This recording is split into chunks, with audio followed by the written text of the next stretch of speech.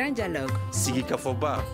Idawani wa Makara. Le grand dialogue, l'émission de débat du studio Tamani sur votre radio. Chenni Beri. Haloud Mauni. Chenni Beri. Sigi Kafoba. Le grand dialogue. Journalisme, un métier de plus en plus risqué au Mali. En 10 ans, une dizaine de journalistes ont été tués au Sahel et plus d'une centaine arrêtés selon Reporters sans frontières. L'ONG estime qu'il est presque impossible de faire du journalisme d'investigation au Sahel. Le 2 novembre de chaque année est une journée de rappel de tous les crimes commis contre les journalistes.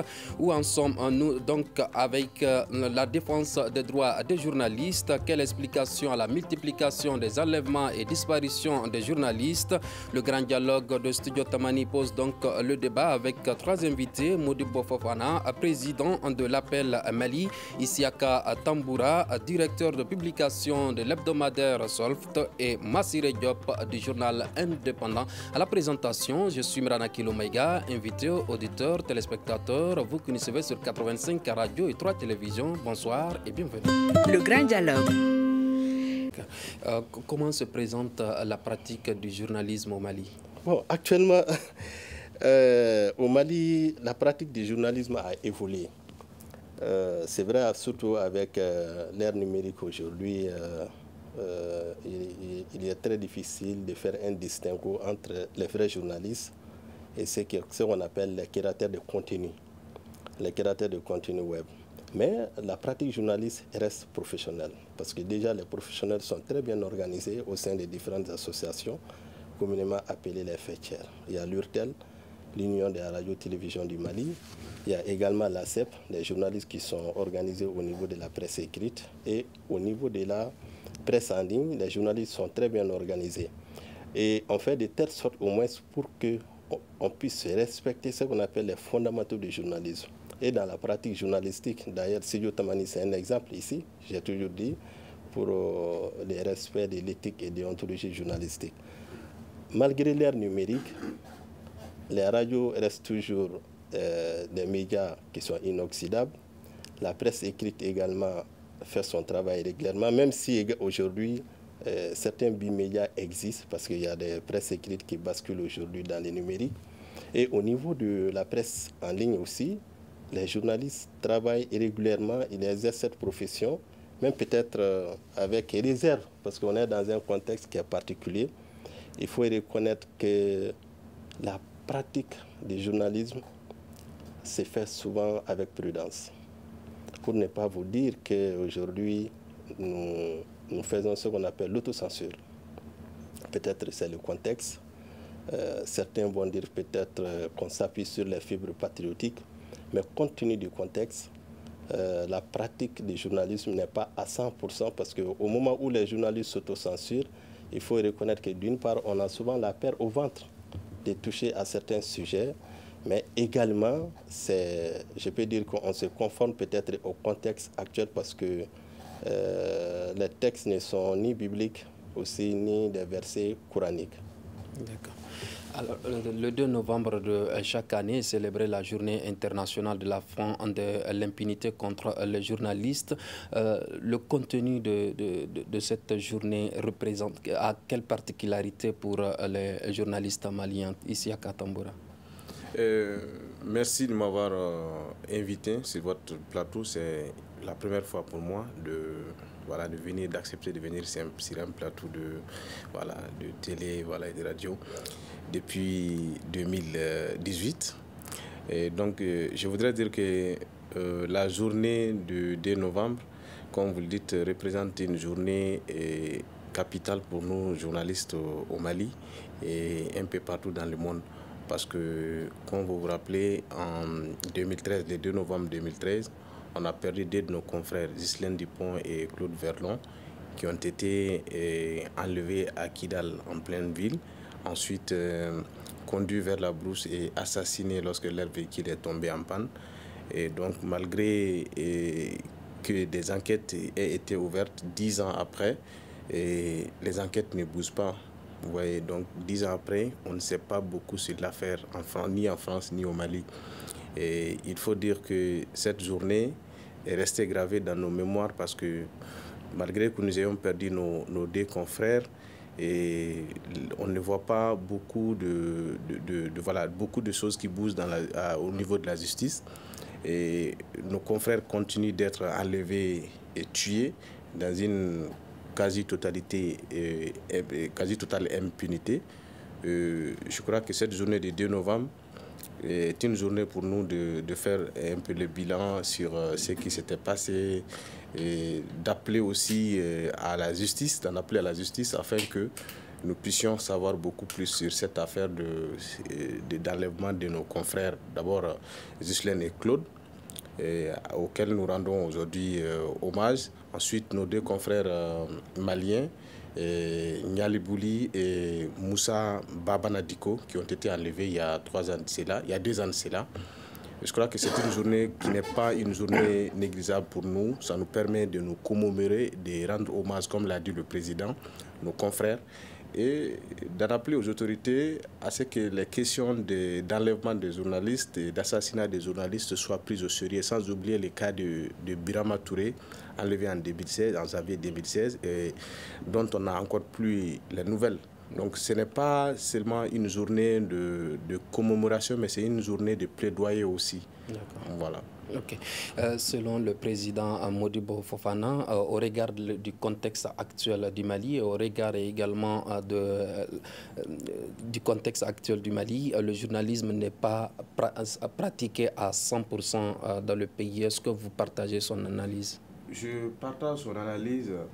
Si ce n'était pas mon président, j'aurais dit que je n'étais pas trop en phase avec ce qu'il dit, sauf qu'il dit la vérité. Mais moi, je voudrais aller beaucoup plus en détail pour dire qu'il parle de l'autocensure. Il a raison, parce que nous, journalistes, on est obligés quelquefois de taire certaines affaires, de ne pas toucher à certains sujets, de ne pas parler de certaines choses. Je pense que, vous savez, quand on parle de liberté d'expression, il y a cette liberté d'abord du journaliste à pouvoir dire ce qu'il doit dire, et la liberté des médias aussi à traiter tous les sujets, et aussi la liberté des citoyens à pouvoir s'exprimer dans les médias. Et vous êtes sans savoir qu'aujourd'hui dans notre pays, tous les sujets ne sont pas à aborder. Il y a des sujets que vous n'aborderez pas, vous êtes obligé de vous limiter à un certain niveau, et ça c'est de l'autocensure, et l'autocensure ce n'est que la censure. Je pense que la pratique journalistique au Mali, même si ceux qui sont des militaires qui sont aujourd'hui au pouvoir ne prennent pas les journalistes de la presse écrite qui sont régis par les régimes de délits et de presse au Mali, même s'ils ne sont pas victimes de brimades, il y a quand même cette violence morale qui est sur nous journalistes, parce qu'on ne touche pas à tous les sujets. Si vous touchez à tout le sujet, vous allez comprendre. Voilà. Massiré Diop, selon Reporters sans frontières, en 10 ans, une dizaine de journalistes ont été tués au Sahel et plus d'une centaine arrêtés, affirmant qu'il est difficile de pratiquer du journalisme d'investigation au Sahel. Partagez-vous cette alerte du Reporters sans frontières?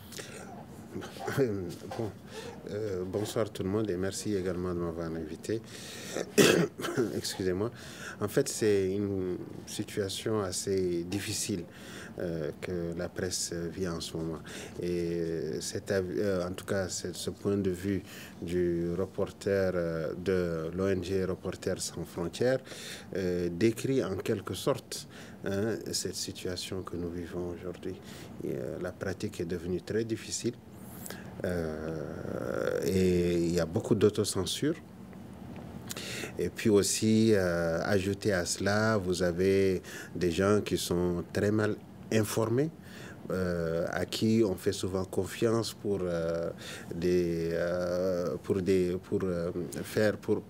pas remplacer les journalistes, mais en tout cas qui occupent un rôle de plus en plus important dans la société, et c'est une situation assez grave. Donc pour moi, en tout cas, ce point de vue a nettement sa place au regard du contexte que nous connaissons aujourd'hui.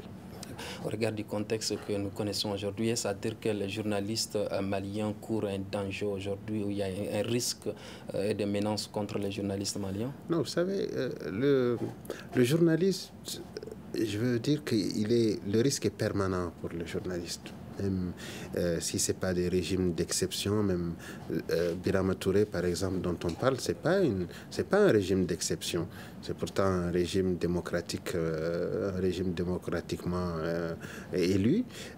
Donc vous voyez que la pratique du journaliste, c'est en fait, c'est au quotidien, c'est au jour le jour.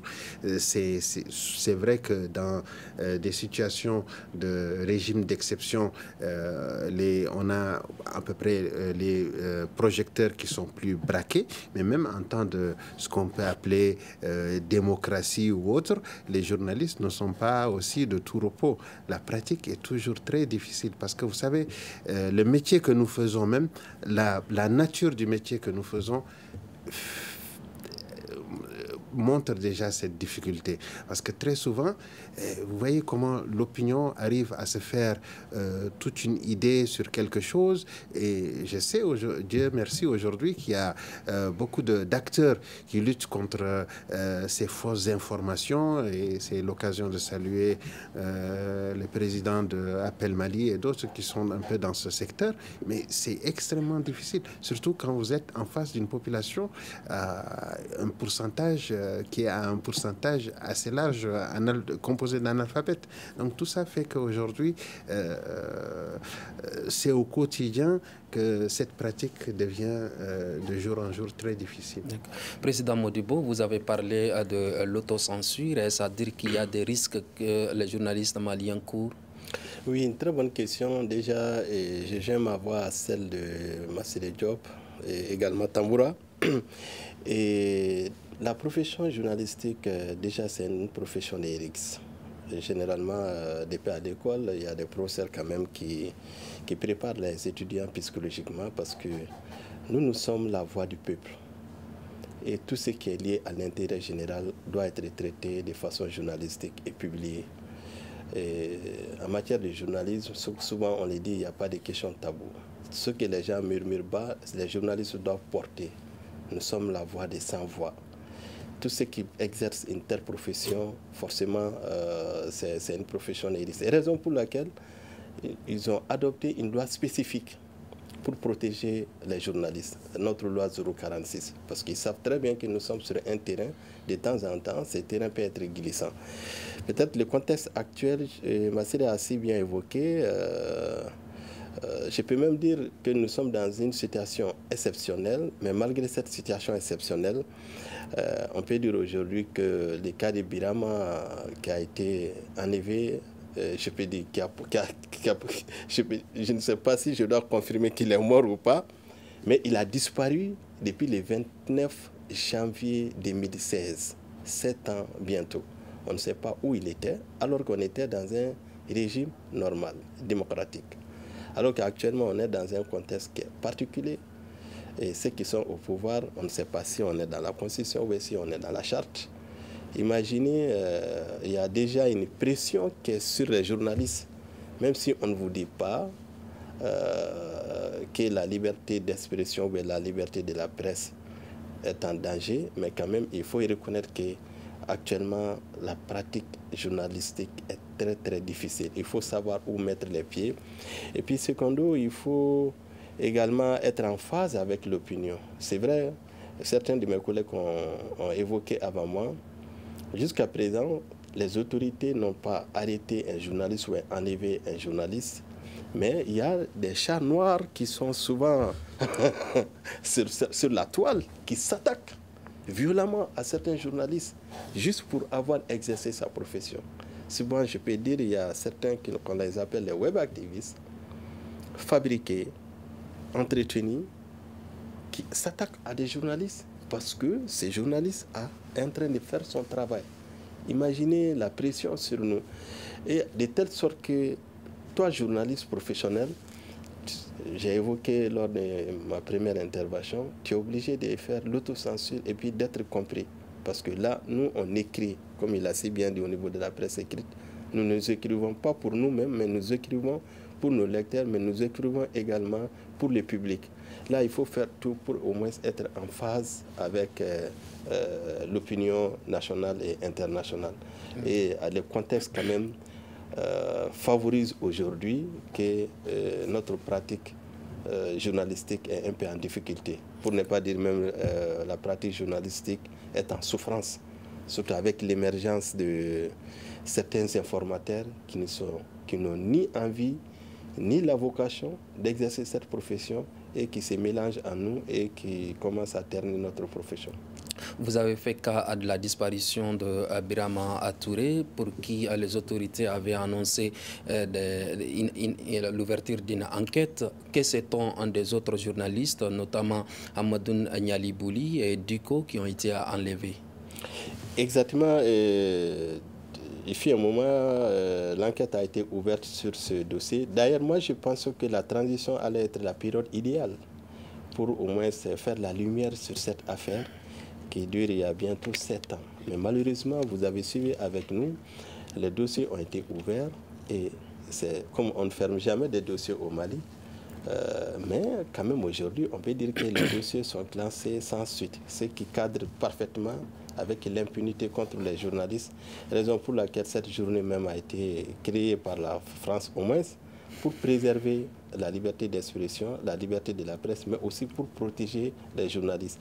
L'affaire de Birama Touré, aujourd'hui, personne ne peut confirmer que Birama Touré est mort ou... C'est vrai, l'organisation de l'ONG Reporters sans frontières, dans un rapport, a bien confirmé que Birama Touré serait mort tant. Mais nous, aujourd'hui, aucune enquête n'a confirmé que Birama Touré a été tué ou il est mort. C'est pourquoi on est très prudent. On dit qu'il a toujours disparu depuis le 29 janvier 2016. Et les dossiers restent sans suite. D'accord. Ici à Katambura, vous avez été une fois enlevé. Pouvez-vous nous partager votre vécu? Bon, mon vécu, je le partagerai. Je vais le résumer un tout petit peu, puisque c'est long. Écoutez, c'est 54 jours de captivité. Mais je suis en train de faire un bouquin. Et je suis ensuite, je progresse beaucoup. Je suis édité chez Gallimard à Paris. Mon vécu, il a été très difficile. Et là, ça va me permettre d'interpeller beaucoup les journalistes. Les journalistes qui traitent l'information chaude, comme on l'a dit. Et moi, j'ai été enlevé le 27 décembre 2018, lorsque je revenais d'un enterrement de mon oncle dans le centre du Mali. J'ai été enlevé sur la Nationale 16 entre Boni et Douanza et emmené dans le buisson, ensuite dans le désert et dans la zone des 3 frontières par Al-Qaïda, puisque c'est la Katiba Massina, c'est la Katiba Serma qui opère dans cette zone-là. Donc j'ai été enlevé vers 10h le 27 décembre. J'ai fait quand même le tour du Sahel pour me retrouver un peu vers le Burma, ensuite pour me retrouver dans ce qu'on appelle la zone inondée, où j'ai passé plus d'un mois. Ensuite, ma libération a été obtenue grâce à des négociations faites par les autorités maliennes à l'époque, que je remercie de passage. Et je remercie tous les confrères d'ailleurs qui se sont battus, et ceux qui sont là comme ceux qui ne sont pas là, et voilà, tous les confrères qui se sont battus pour que je sois libéré sans qu'il y ait de coups de feu. Et je ne sais pas ce que vous voulez savoir sur ma captivité, mais bon. Pendant que vous étiez en captivité, est-ce que vous vous imaginez une fois que vous allez revenir en famille sain et sauf? Non. Tu ne peux pas être otage d'un groupe armé djihadiste et espérer revenir. Ça, c'est pas possible. Vous allez devoir vous résigner. Si vous êtes courageux, vous allez devoir devenir fou si vous ne voulez pas.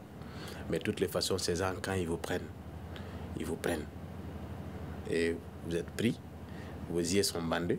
Parce que moi, lorsqu'on m'arrêtait, j'étais dans la Mercedes, tout seul, parce quand même que j'ai eu écho de ce qui allait arriver. Mais c'était la méthode que j'ai tracée avec ma mère, paix à son âme. Il faut partir seul. Puisque si tu vas avec les gens, ça se passera autrement. Donc on a réfléchi pendant 24 heures, ma mère et moi.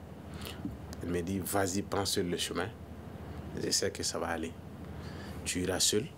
S'ils ont des questions à te poser, s'ils ont quelque chose à te demander, tu vas répondre. De toutes les façons, je sais que tu es innocent et tu sais que tu es innocent. C'est mieux. Parce que vous savez, la méthode de ces groupes armés, lorsqu'ils vous enlèvent en présence de personnes, vous risquez gros. Maintenant, puisqu'on a besoin de vous, si vous n'avez pas d'échappatoire, il faut vous rendre. Si vous n'avez pas d'échappatoire, il faut chercher à s'échapper si c'est possible. Faites tout pour ne pas être pris. Mais si vous n'avez pas le choix, faites tout pour être pris tout seul. Donc c'est la méthode que j'ai convenue avec ma mère. Et j'ai pris le chemin. J'ai conduisais la Mercedes à près de 100 km/h lorsque ils ont commencé à tirer sur le véhicule. J'ai perdu deux pneus, 2 roues qui ont éclaté. Finalement, j'ai freiné. À cet instant précis, j'ai essayé de faire marche arrière parce qu'avec le poste de la gendarmerie qui était par derrière, que j'ai dépassé, je n'étais qu'à 10 km. Est-ce qu'en faisant marche arrière, ça pouvait marcher? Non, les pneus sont crevés, qu'est-ce qu'il faut faire? Je vois devant moi des hommes armés qui me pointent, qui me mettent en joue. Écoute, je me rends en tant qu'homme. Je sors, je me rends, on bande mes yeux depuis ce jour jusqu'au jour de ma libération. Mes yeux sont restés bandés sauf la nuit. Et une fois qu'on vous enlève, moi, ce que j'ai vécu, c'est qu'on m'a amené en brousse et puis on m'a mis des fers, ensuite menotté. Mais par le moment, la situation s'est améliorée. Parce que là, vous rencontrez des personnes quelquefois qui sont sévères, vous rencontrez d'autres personnes qui sont assez gentilles. Et donc, c'est comme ça, quoi. Partout où vous trouverez les gens qui sont méchants, il n'est pas voilà, exclu que vous trouviez des personnes aussi gentilles, quoi. Donc, c'est un épisode qui a été difficile, mais moralement, je me suis armé, puisque je sais ce que je me suis dit avec la maman. Donc, quelle que soit la situation, vas-y, dis ce que tu as à dire. Je suis sûr que tu es innocent et difficilement, en tant qu'innocent, tu disparais si tu es seul. Va, affronte-les en tant qu'homme, dis-leur ce que tu as à dire. Je suis allé, je leur ai dit. Je ne sais pas si vous avez une autre question. Après 54 jours de captivité, une fois de retour en famille, est-ce qu'il vous arrive deux fois à faire des cauchemars, vous rappeler des nuits que vous n'avez pas passées très bien? Non, à part la première nuit que j'ai passée à Bamako ici, cette nuit, quand je suis revenu, c'est moi, voilà, et au réveil, je me suis réveillé, mais c'était dans ma chambre. Donc je me suis dit, aujourd'hui quand même, c'est pas là-bas, c'est pas dans les buissons. Chez moi, à part ça, j'ai pas fait d'autres cauchemars. En fait, la vie, c'est ça. La vie, il faut vous attendre à tout, en fait. Est-ce que vous avez eu un accompagnement psychologique? Bon, peut-être que un accompagnement psychologique, c'est peut-être des amis et des confrères, des amis surtout. J'ai eu des amis qui m'ont fait asseoir, qui m'ont parlé, qui m'ont dit, voilà, écoute, fais le dépassement. Mais écoutez, vous savez, quand vous parvenez à vivre 54 jours de terreur et que vous revenez, je ne peux pas dire que vous n'avez pas besoin d'accompagnement, mais c'est que vous êtes resté courageux et ce n'est pas facile. Celui qui vous dit que c'est facile, c'est qu'il n'a pas goûté. Et puis, en captivité, entre les mains de ces groupes armés, le plus difficile, c'est la première nuit, en fait. Vous ne pouvez pas vous rendre vous qui n'avez jamais été convoqué, même à la police. Vous voilà dans votre voiture. 5 minutes après, vous voilà enchaîné, attaché à l'arbre. Vous ne pouvez pas bouger. Vos yeux bandés. Vous êtes en vie. Et c'est vous. Vous n'y revenez pas. Cette nuit-là, vous ne dormirez pas. Vous ne pouvez pas imaginer que la vie n'est pas en train de devenir un rêve. Est-ce que réellement c'est de la réalité que vous êtes en train de vivre? Mais une fois que vous dépassez cette nuit, bon, écoute, ça devient de la routine. Après, vous avez de l'espoir à repartir. Vous pouvez faire des réclamations, vous pouvez souffrir. Parce que moi, j'ai vécu les bombardements du 5 janvier 2019. Ma voiture a été bombardée. J'ai vu comment la terre tremble quand ça bombarde. Après, on nous a poursuivis, l'armée nous a poursuivis à quelques endroits. Après, on est assis, il y a des serpents qui viennent. Après, ça bombarde. Après, on déménage. Vous voyez, 2 ou 3 jours, vous déménagez. Donc, c'est une situation très difficile, mais à force d'y rester, vous vous habituez. Bon, quand vous êtes un homme aussi, la vie c'est comme ça, à tout moment, tout peut arriver, quoi. D'accord. Alors, Massiré Diop, pourquoi les journalistes sont de plus en plus menacés comme ça? Bon, c'est enfin une question assez difficile à répondre. Parce que, vous savez, nous donnons des informations. Et ces informations, ce n'est pas tout le temps que ça peut faire plaisir à certains. Certains pourront voir à travers ces informations que leurs intérêts sont menacés. Vous savez, le journaliste, parfois, on le conçoit comme quelqu'un qui ne fait que répandre de la mauvaise nouvelle quand il veut faire son travail sérieusement. Parce que c'est ça qui permet un peu de changer le comportement. Le travail que nous faisons, c'est un travail extrêmement difficile. Et il y a beaucoup de contraintes. D'ailleurs, les Arabes ont une définition du métier du journalisme. Ils disent que c'est le métier des contraintes. C'est le métier des contraintes parce que si tu veux faire ton travail correctement, il y aura toujours certains qui vont sentir leurs intérêts en jeu. Parce qu'ils n'aiment pas que cette vérité que tu vas dévoiler puisse être révélée au grand jour.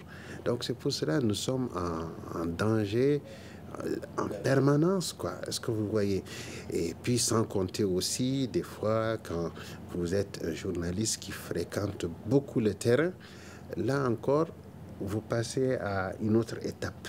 Vous passez à une autre étape parce que vous allez, au fur et à mesure, vous rendre compte de certaines choses qui ne sont pas du tout orthodoxes. Vous n'êtes pas un journaliste, j'ai toujours l'habitude de le dire, c'est pas un super-héros. On n'est pas Batman, Superman ou quoi que ce soit. Nous ne sommes qu'un élément de la société. Et en tant qu'élément de la société, nous devons seulement jouer notre partition. Nous avons choisi une vocation qui est, comme l'a dit le président tout à l'heure, être la voix des sans-voix. Mais cela ne veut pas dire que nous sommes le personnage principal. Aujourd'hui, c'est ça qui arrive aujourd'hui comme difficulté. Vous avez des journalistes qui se croient hommes à tout faire, hommes à tout connaître, alors que, d'ailleurs, moi-même, vous savez, depuis que j'ai commencé ce métier, et je vous assure que ce n'est pas hier, les deux valeurs cardinales que j'ai toujours prônées, c'est surtout le partage et l'humilité. Le partage et l'humilité. Parce qu'un journaliste n'est pas censé tout connaître. Ça, c'est impossible. D'ailleurs, pourquoi nous allons chez les gens pour pouvoir les interroger, pour pouvoir rapporter leur vécu, pour pouvoir rapporter leur situation? C'est parce que tout simplement, nous sommes conscients que nous ne connaissons pas tout. Et en plus de ça, à travers cette interaction, il y a ce partage qui nous lie avec l'autre. Vous voyez? Donc, c'est pour cela qu'on doit, en tant que journaliste, se rabaisser, avoir la tête sur les épaules, ne pas se dire qu'on est homme à tout connaître et homme à tout faire. C'est impossible. Et un journaliste, tant que tu n'as pas vu une situation de tes yeux, lui, son témoignage, c'est un témoignage vivant. On n'est pas à sa place. Ce qu'il a vécu, il est le seul à pouvoir raconter ça comme il se doit. Et pendant ce temps, vous avez des gens qui sont tranquillement au chaud, qui essayent de vous décrire des scènes de guerre ou bien des scènes de je ne sais pas comment, alors qu'ils n'ont même pas bougé de chez eux. Vous voyez la nuance? Et vous avez des gens qui donnent leur vie pour avoir ces informations-là. Comme vous l'avez dit, il a parlé tout de suite de son vécu pendant 54 jours de captivité. Alors, y a-t-il réellement une véritable lutte contre l'impunité au Mali? Je crois qu'envers les journalistes, il le faut. Il le faut, parce que, vous savez... Est-ce qu'il y a vraiment une véritable lutte? Je ne le dirai envers pas. Les journalistes. Je ne le dirai pas. Je ne le dirai pas. Au moins, il y a... je vais dire qu'il y a des tentatives de lutte. Mais la lutte, au vrai sens du terme, je pense que c'est un objectif ou bien c'est un combat de longue haleine, vous voyez. Donc, ce n'est pas acquis. Donc, cette lutte, c'est un combat de tous les jours. c'est véritablement le parcours du combattant. Et vraiment, s'il y a lieu de faire une lutte aussi, c'est vraiment une lutte contre l'impunité aujourd'hui qui frappe les journalistes. Parce que c'est pas que vous avez l'État qui vous fait ceci, non. Parfois, il l'a dit. C'est des gens, des chats noirs ou chiens noirs, je ne sais pas comment il les a appelés, qui sont derrière leur clavier et ils vous prennent pour cible. Et vous avez vos têtes dans beaucoup de groupes WhatsApp. Voilà l'ennemi du pays, voilà celui qui est déstabilisateur, voilà celui-ci, voilà celui-ci. Vous voyez, donc c'est ton semblable qui devient ton ennemi. Et quelqu'un, par exemple, avec qui tu as cheminé ensemble dans ce métier. Mais sauf qu'aujourd'hui, il bénéficie de certains privilèges, de certaines largesses, et il croit que c'est bon de te prendre aujourd'hui comme l'agneau sacrificiel. D'accord. Modibo, quels sont les droits des journalistes les plus violés au Mali? Bon, également déjà, nous sommes protégés par une loi. Déjà avec la réforme récemment, c'est l'article 15, si je ne me suis pas trompé, qui protège les journalistes à travers notre loi qu'on appelle la loi 046 ou bien la loi 2000. Et également, les droits qui sont quotidiennement violés, c'est comment avoir l'accès à l'information. C'est un droit fondamental. Tout journaliste doit avoir accès à l'information. Mais aujourd'hui, il y a des informations qu'on ne va jamais donner aux journalistes, alors que c'est un droit et qui est même constitutionnel. Également, j'avais parlé aussi de la liberté d'expression. Au moment où nous faisons ce qu'on appelle la censure ou l'autocensure, notre droit est violé. Parce que là, comme on le dit les Ivoiriens, les meilleurs journalistes, dans un contexte particulier, c'est celui qui est en vie. Et chaque fois, nous avons une telle idée en tête. Pour faire le journalisme, il faut exister d'abord. Là, notre droit est violé. Raison pour laquelle j'ai toujours parlé du contexte particulier, qu'on ne peut pas parler aujourd'hui du droit ou des obligations des journalistes actuellement. Mais par contre, nous parlons de la survie. Aujourd'hui, nous parlons de la survie. Pas de la liberté d'expression, ni liberté de la presse, mais de la survie. Mais nous allons nous battre pour que cette liberté d'expression, cette liberté de la presse soit respectée, que de renforcer davantage. Quelles sont les entraves à cette liberté d'expression? Bon, les entraves sont là. Les entraves sont quotidiennes, comme je vous dis. Imaginez les journalistes d'investigation, d'ailleurs, qui sont très bien organisés aujourd'hui au Mali, au sein d'une association, ne touchent pas à certains sujets.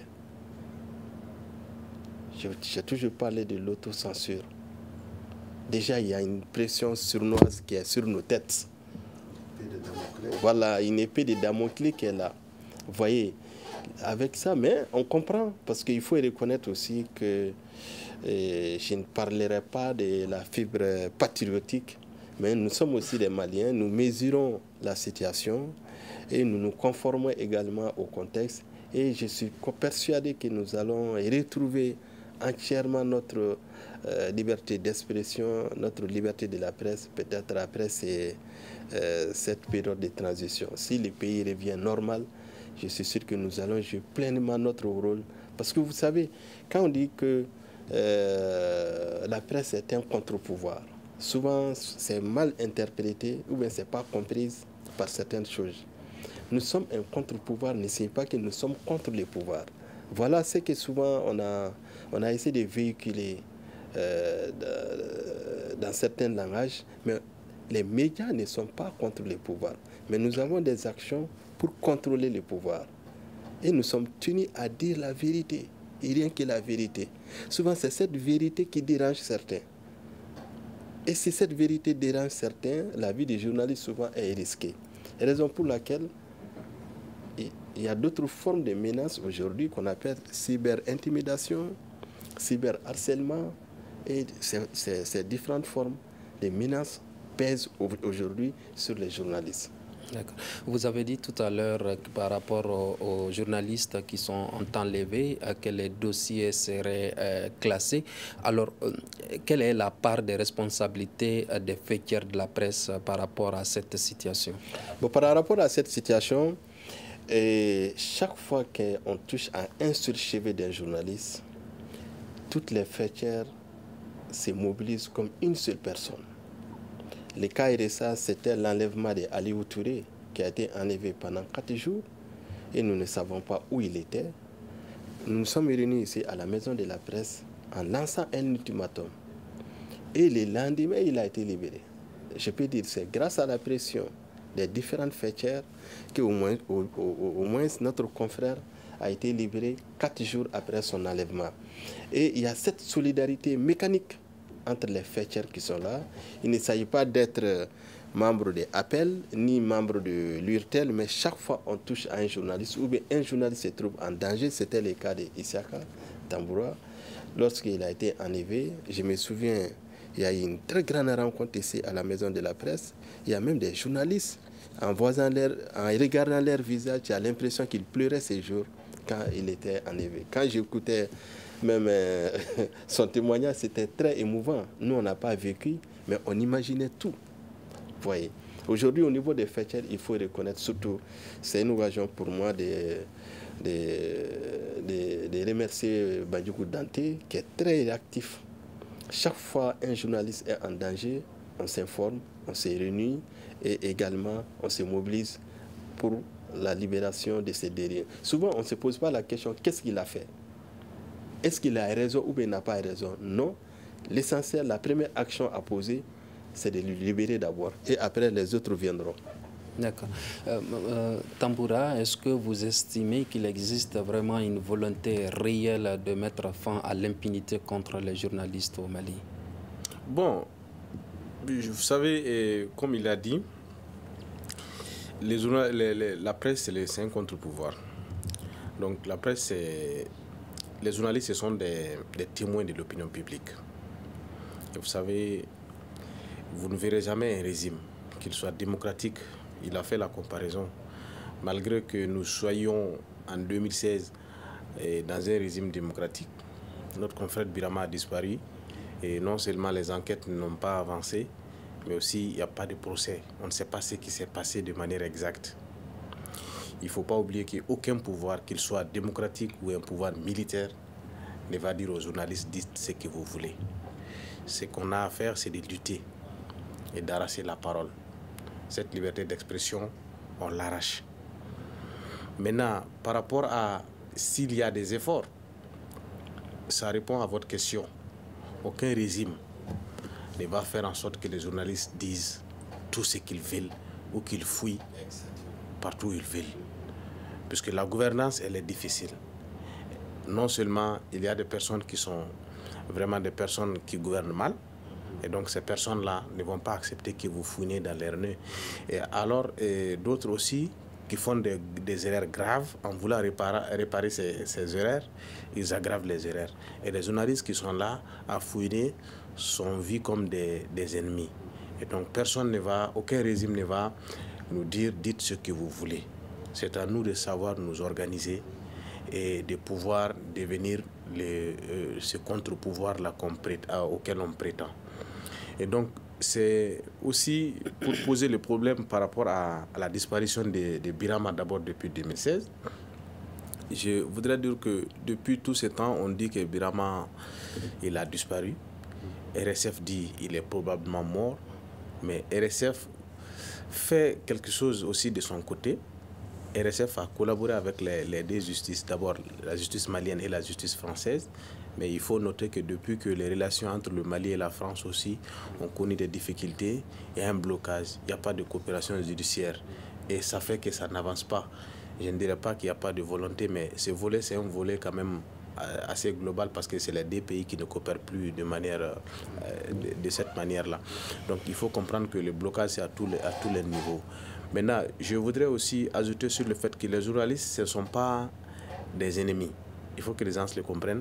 C'est des gens issus de la communauté et la fonction journalistique n'est pas une fonction qui va à l'encontre des intérêts de la communauté. Elle doit surtout susciter des questions pour amener des solutions. Donc la communauté a des problèmes, la mauvaise gouvernance, l'injustice, l'impunité. C'est de tout ça qu'on doit parler. Mais il ne faut pas oublier aussi qu'il y a des vermines aussi qui non seulement salissent la profession, mais portent atteinte à la dignité non seulement des journalistes, mais aussi de la communauté.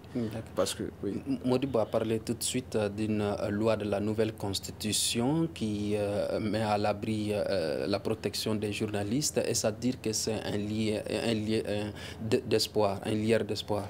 Oui, on peut dire que c'est une lueur d'espoir, mais c'est un régime qui le fait. Alors, il y a un autre qui va venir après. Ensuite, un autre. Donc, c'est un combat de longue haleine. Ce n'est pas un combat d'une seule journée. On ne va pas crier victoire tout de suite. Mais il faut que les journalistes s'organisent. Il faut que les journalistes, il faut bien l'écouter. Il faut que les journalistes nettoient la profession. Il faut que la profession soit nettoyée. Il faut que les gens se forment. Parce qu'on a comme l'impression que le niveau aussi est en train de baisser. Et je voudrais aussi faire cas des menaces psychologiques qui pèsent sur les journalistes. On a vu ici l'exemple de notre confrère, notre aîné Sahana Takiyou, qui a tout simplement en 2 minutes appelé à ce qu'il y ait un dialogue. Il a émis un point de vue. Un journaliste aussi a une opinion. C'est vrai qu'il y a l'information, mais il y a l'opinion aussi. C'est comme les citoyens. Mais les gens se sont attaqués à Sahana de manière irrespectueuse, en estimant que le message est mal compris. Et finalement, quelqu'un aurait pu porter atteinte à la vie du monsieur. Dieu faisant, il s'en sort jusqu'à présent. Mais il faudra que les autorités soient regardantes sur ces questions-là. Il n'a donné que son opinion. Il ne s'est attaqué à personne. Et aujourd'hui, c'est Sahana. Demain, c'est qui? Donc, il faut le dire. Les autorités sont responsables de ce qui va arriver aux journalistes qui ne font que donner leur opinion. On me fait signe que malheureusement nous n'avons plus de temps. C'est ainsi que prendra à fond ce grand dialogue qui réfléchissait sur le journalisme, un métier de plus en plus risqué au Mali. Et nous étions avec Modibo Fofana, président de l'Appel Mali, Isiaka Tamboura, directeur de publication de l'hebdomadaire Solft, et Massire Diop du journal Indépendant. À la présentation de ce grand dialogue, Imrana Kiloumaïga. Merci de l'avoir suivi. À demain pour un autre débat.